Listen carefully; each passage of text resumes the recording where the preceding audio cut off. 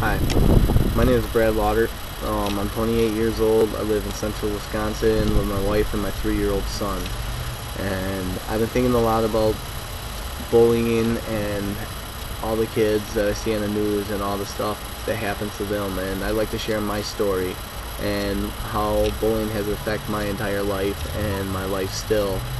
So this is something I wrote called Breaking Point. It's a story about my life and being bullied throughout childhood, my teen years, and still in the adult world. Bullying goes further than anyone thinks. It just doesn't affect the young alone, and it has been an issue even before our time. Bullying needs to be stopped. It affects not just your childhood or your teen years. It affects you your whole life and will forever be in your memory, never to be forgotten and always remembered throughout your entire life. I still remember the days I was bullied myself. It all started when I was in elementary school in the 90s, a little small country school called Russia Cree in central Wisconsin. My class, you couldn't even count how many kids were in my class, because there was so little. It was so small, you couldn't count it on both hands. So who would ever thought that bullying would be there, hit a small community, that's not even a speck on the map. I would have never thought that, not till it happened to me. And I didn't even know what bullying was, I haven't paid attention to that till I hear stuff on the news, and I think of what happened to me, and that was me. These kids could be going down the same road I have, they could be choosing the same path that I chose, and it's not a good path, as you will hear and find out in my story here. I really try not to think of all the things that had happened to me in my life, what would be different in my life if I didn't go through the things I have went through, all through elementary school, grade school, and even high school. Would have some of my dreams come true? Would have I gone down the beaten path that I have gone down? No one will ever know, not even me. It still hurts today to think of the things that happened to me, and think that those kids that did these things to me were supposed to be my friends, they're kids you grew up with your entire life, and I just couldn't believe it happened to me. So, and here we go. This is a story of my life called Breaking Point. It hurts me to hear every day on the news about kids being bullied and what they do to cope with what they endure. I am writing this to let all those kids know they are not alone in this world, and that some of us adults endure the same things they have. I am writing this story for support and a lesson to those who have been bullied and to the ones that are doing the bullying, and what the bullying can lead to, what their actions to another kid could do, how it affects us for the rest of our lives, and her kids' lives, our families' lives, because no one should have to endure the pain of being humiliated for someone else's sport, be the punching bag of another kid. That's why I want to share the story of my life and what getting bullied led me to, the outcome of my life. I hope this story is a lesson taught and a lesson learned to all of them, to the ones that are being bullied, to the ones that are doing the bullying. Because every day somebody says things happen for a reason. That may be true for the most part, but there is one thing that happens for no reason, and that is bullying. There's no reason this should happen. Not to anybody, period. This is a story of a kid being bullied, the decisions he made under the peer pressure of it all. This is my story. It all started about 21 years ago when I was in elementary school, around the time my parents got divorced. I was about 7 years old and an emotional distress kid over the whole thing. I started being more emotional about everything. More and more emotions showed. That's when other kids started taking advantage of it. They started using it as their own little sport. My parents' divorce was a real dirty one. Fight after fight, night after night. I would cry. The more upset I got as the divorce went on. Throughout elementary school, I was getting picked on every day. There wasn't one day that had passed that I didn't cry or get real upset. The more I did, the more they would call me names and pick on me. These are the kids I had to grow up with my entire life. There is one name they used to call me almost every day. That was Crybaby. That's the one that got me the most. I would always think to myself, why are they picking on me? What did I ever do to them? But never out loud would I ask that question. At the end of every day, I would bottle it all up and be strong at home. I didn't want to show my parents anything else was wrong. I see now I should have spoken up. I see now my past may have led to a brighter future for me and my family. The older I got, the more aggressive I got. But my emotions were still there. My parents' divorce was final. My mom was a wreck. My dad didn't give a crap. My brother and I were alone with a single mom, no dad at home. I was an emotional wreck, being teased every day, pretending to be happy at the end of it. The thing is though, the name calling and being picked on didn't just happen at school. It went to the school bus, sports, etc. There wasn't an end to it. Picking on me became more or less like a sport. Not just from the kids my age, the older kids began, not just grade schoolers, but high schoolers too. They would tease me and harass me on the bus every night on my way home.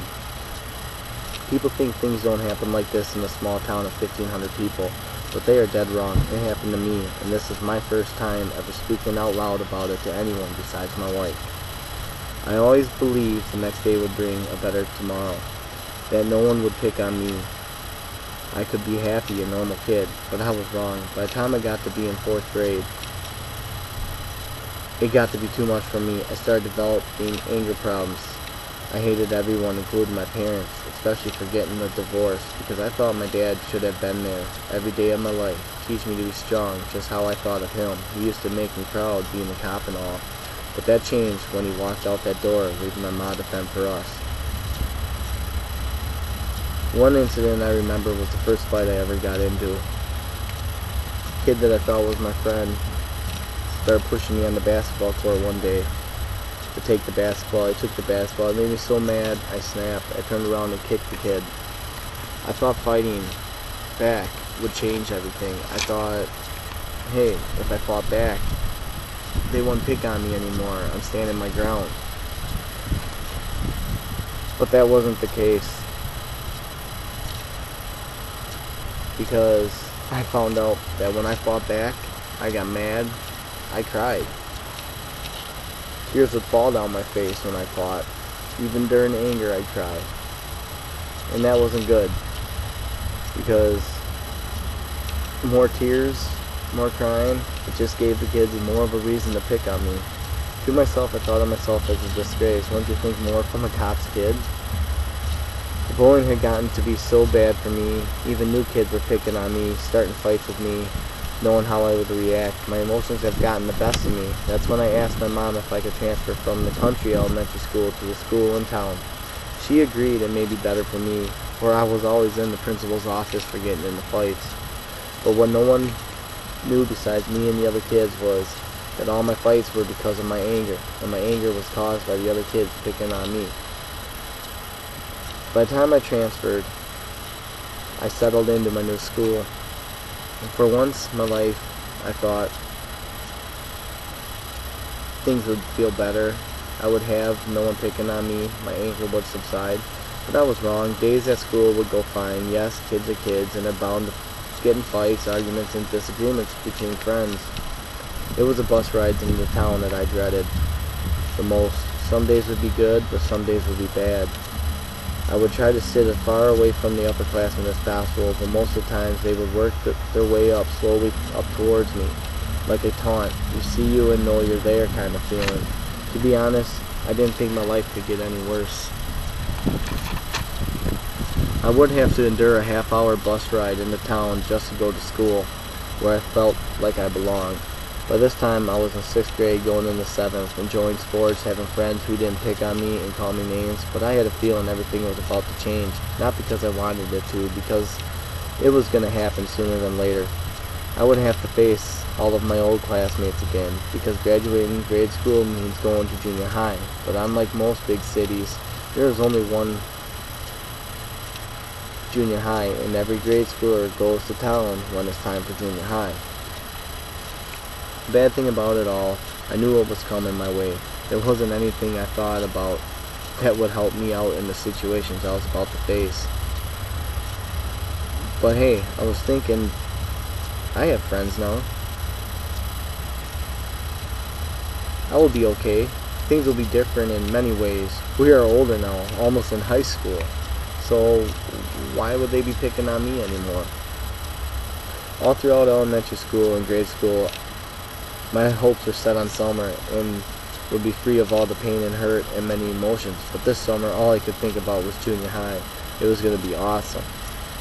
I'm a new me. School started off with a bang. Seeing your friends, reestablishing old friendships, but it all got to be too good to be true. Girls started to come into the picture, and that's when I got my heart broke for the first time.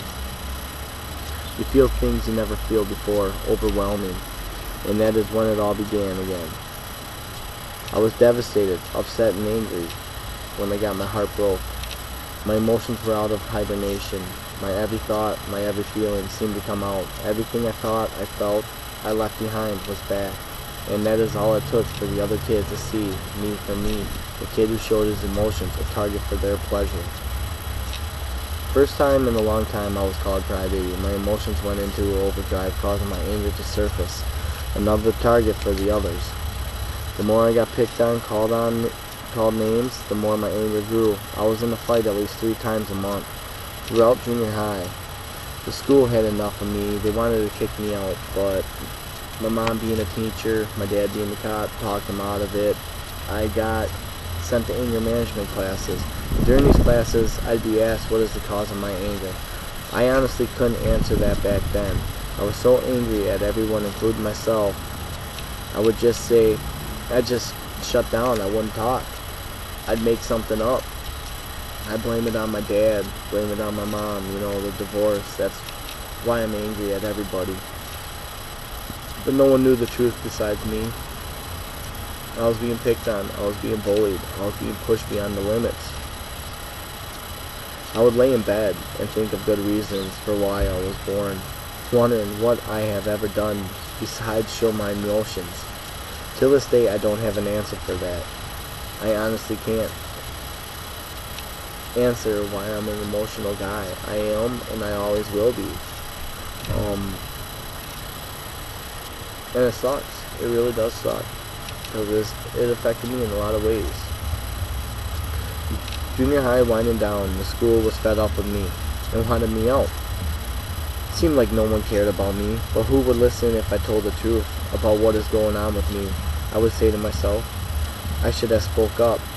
Things may have gotten better. Things may have changed. Kids might have stopped picking on me. But in my mind, deep down inside, I had a feeling it would just make everything worse with the kids who picked on me. So I just let it be.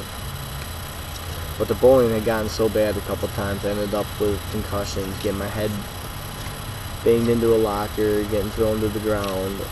And one time, my head slammed into the metal frame door and entrance at the school.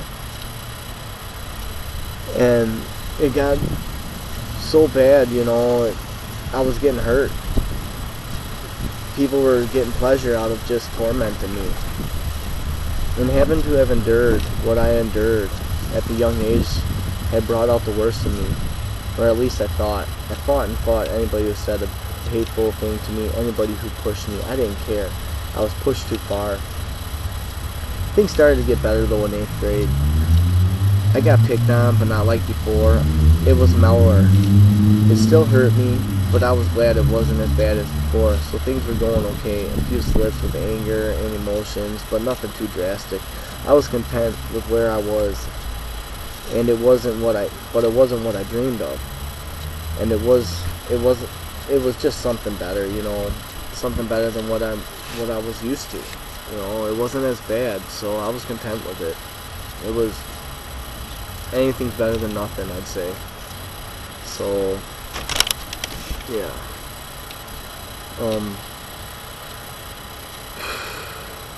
But when traveling basketball season came, there was an incident that came up. When we were on the road after winning our first game, everything went downhill.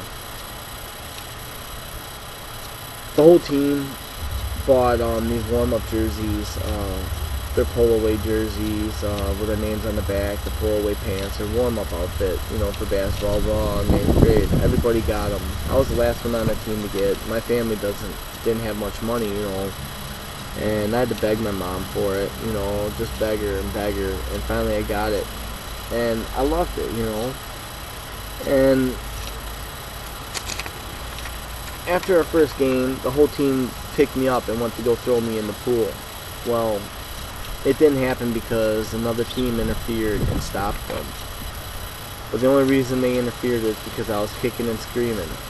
I was so angry and upset. Not because I'm afraid of the water, not because I can't swim, because I can. I got upset because I had to beg my mom for the warm-up outfit I had. Everyone on the team had one besides me. It was one of the best gifts I've gotten in a long time, expensive too, and I didn't want it to get ruined. That made me mad, sad, and upset and angry that the team tried to do it to me. I know it was a joke to them, but it wasn't to me, especially with what I have gone through with them all before. Life just seemed to get harder after that incident. I shut down, got new friends, started hanging out with older kids 5 years my senior. Going into high school was hard, not having a group to be associated with, being pretty much a loner. I can tell you straight up, it sucked. For real. As time went by, things seemed to mellow down a lot. We were getting older and setting our goals in life. But that all had changed in the blink of an eye.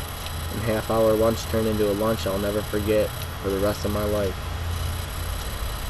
It all happens this way. When you think things are getting better, they are really not. You know it's coming, but you don't know when. Because that is life. That's the life you've had. And what's going to change that way of life if you can't and don't change it yourself? You know, I was walking down the sidewalk to go talk to some friends, feeling good. You know, feeling good about, you just got your freshman initiation, you were so scared of it, then it happens, you get whipped cream on your forehead from your friends, Awesome, Feeling so good like you belong for once in your life. It's a great feeling when felt till someone drags you back down, making you feel lower than you ever felt before. When someone brings you down to your breaking point, the point that there's no turning back, it's the point that really determines your life. If in hard situations, it is so hard to dig yourself out of a hole that you didn't even dig yourself. And this is my breaking point. The time in my life that a couple kids made me feel so low, made me question my life and my existence. This is what turned my life into a living hell. Walking down that sidewalk at lunch, I felt so good getting that initiation with whipped cream by my friends in the senior class. It wasn't as bad as I thought it was. It felt so real. Like, I don't know, a new you, beginning high school, but it all turned sour when a couple kids grabbed me. A couple minutes later, I thought, crap, another cleaning, but I was wrong. These kids took it to the next limit. They dragged me to the big oak tree by the main road at the school entrance, handcuffed me around that tree. I was kicking and yelling, screaming and crying, but no one would help. At least 20 people stood around there and watched. They were all laughing and laughing. I didn't know what to do. But in a split second, things got even worse. Those same kids pulled down my pants, spit on me, and threw lit cigarette butts on me. At that moment, I was broken. Lost in the world it would take me almost 8 years to dig myself out of. With no one answering my plea for help, I sat there crying, tears falling like rain, lost and confused. Every ounce of energy drained, every care in the world gone. At that moment, I lost my whole world. How I thought, how I acted, attitude and all. By the time someone did get the key, there was about 40 people just standing there watching. Didn't do nothing, just watch. Watch me sit there and cry, handcuffed around the tree, helpless. I was so humiliated, I didn't know what to do. My life forever changed that moment. I would never be the same, ever, till this day. I'm still coping with memories from the past of that moment. How can kids do such a thing to others that have never done anything to them? I can't answer that, but wish I could. But we will never know.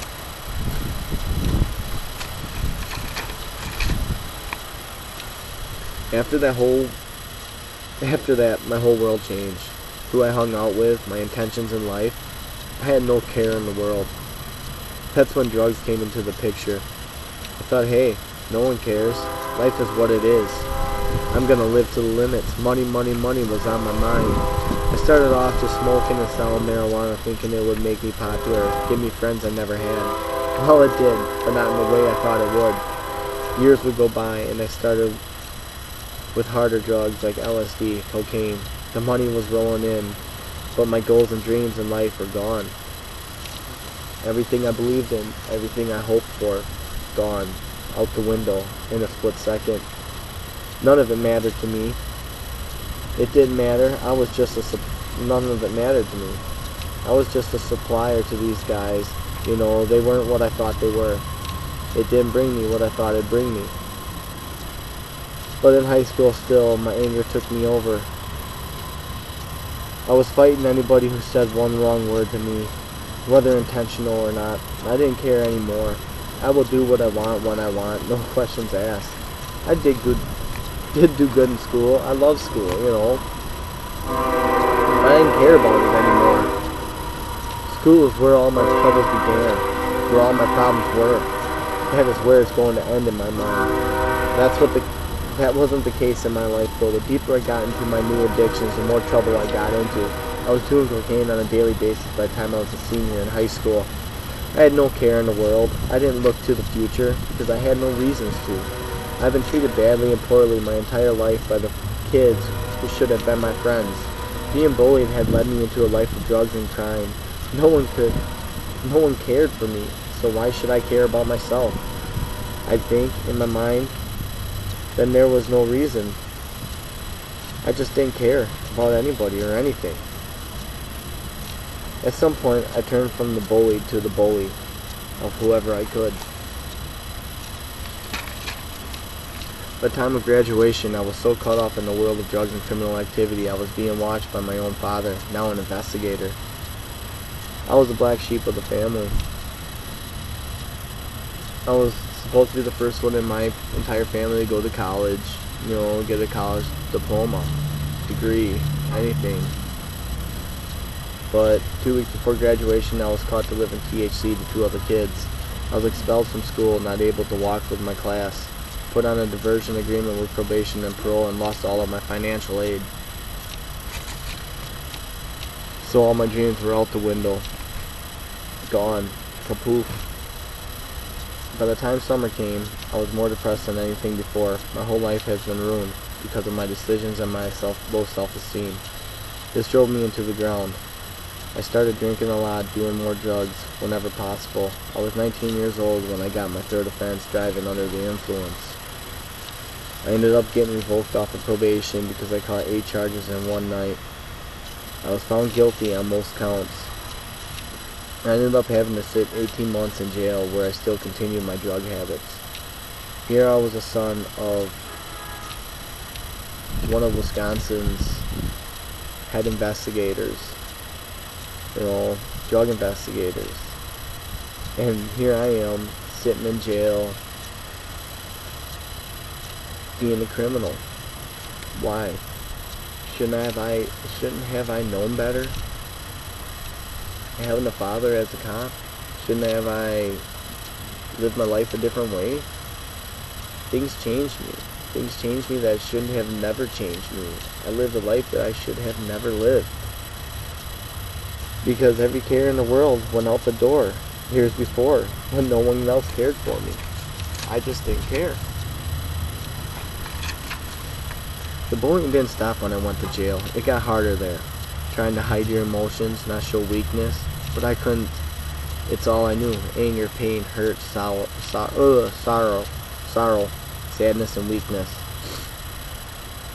I don't know how I made it through the course of 18 months. I can't count on both hands how many fights I got into because of my abuse.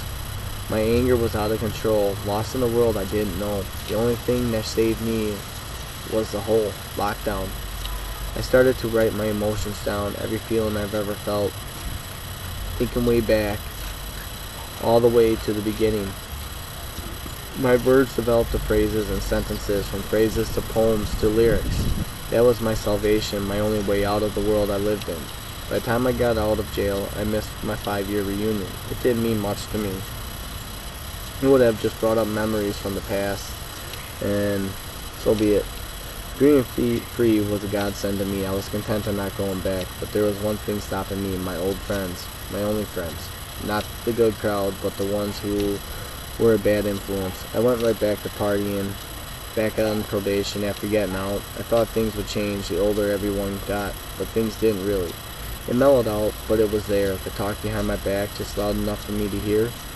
It started to drive me down, my self-esteem, my motivation. I remember one night I went out. I met this beautiful woman. She looked at me in a way no other had ever. I was attached, bound to make her mine.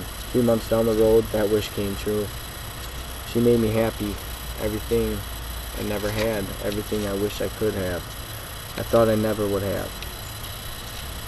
She brightened my days, she made me laugh, but that didn't last too long. I was still not content with my life, no purpose, no means, except party and live large. That's all. And that all came to a halt when I messed up again. It wasn't just myself I thought I lost. It was the only thing that made me happy, and that was her. I was so sure she would leave me stranded, alone like everyone else. I was in jail again, on my way to rehab for my addictions, when I found out I was wrong about her. She stayed by my side with respect and encouragement. She pushed me forward to who I am today. Nothing matters besides our life now, she would say. Since that day, I have been drug-free with my own family. There have been times that my anger has slipped, but with support from my wife, I am encouraged to live a better life. Getting picked on still hasn't stopped completely. I have guys at work still to this day that pick on me, tease me every day at work, but I gotta deal with it. It's life, and it hurts. It still hurts me. People still see me when we go out, and they still call me crybaby, but I'm alright with that. I have a life. I have a wife, a son, and a family, and that's all I need. Still pains me today, now 28, about all the things that I haven't endured. There's still a lot of things I have to work on, including my anger to the world, but the thing that hurts me is every time I see or hear something about a child who's done something drastic because of being bullied. It's not fair, it's not right. I wish I could do something, because I don't want kids going down the same road as me, or even worse. They need to know they are not alone out there. There are others out there who are willing to support them, who are there for them. I know firsthand it will affect you for the rest of your life. It'll always be there in the back of your head. I can't tell you not to think about it. I can't tell you everything will be okay, because it isn't. It's always going to affect you. Take in mind how I raised my son. It is wrong, it is harsh, but I do it because I am scared he'll go through what I have. When he cries, I tell him, don't you cry. You're a big boy, and big boys don't cry. I'm afraid for him to show his emotions because of my past. I'm afraid for him to be put through what I got put through because of the way I showed my emotions. I know inside I have to change. I know inside he'll be who he will be, not because of me, because that is what he wants to be. I'll be there for him, support, encouragement, guidance, and love. That's what fathers do. It just hurts me to think that I raised him the way I do because of the way I was pushed. And I'm sorry to my son if I push too hard, and if I'm too hard on you. I'll change my ways. Everything will be okay. So this is why I write this today, to share my life and how it affects me till this day. This is dedicated to all those out there who are bullied and pushed beyond the breaking point. Seek help. Don't be afraid. Speak up. That was my mistake. We are here and listening, willing to help in any way. Be safe, stay strong. You are right, they are wrong. So to all of you who are doing the bullying, think of my story and the stories on the news about what happens when you drive an innocent kid too far. Because you'll have to live with that for the rest of your life. You were the cause of their outcome, their pain, their suffering, and in some cases their families, when it goes beyond the breaking point. So that's my story, and I just wanted to share it with you guys. And anybody out there, kids, teens, anybody who has a problem with a bully, feel free to reach out to me. I'm here for any questions. If you need someone to talk to, I'm here. Thank you for listening.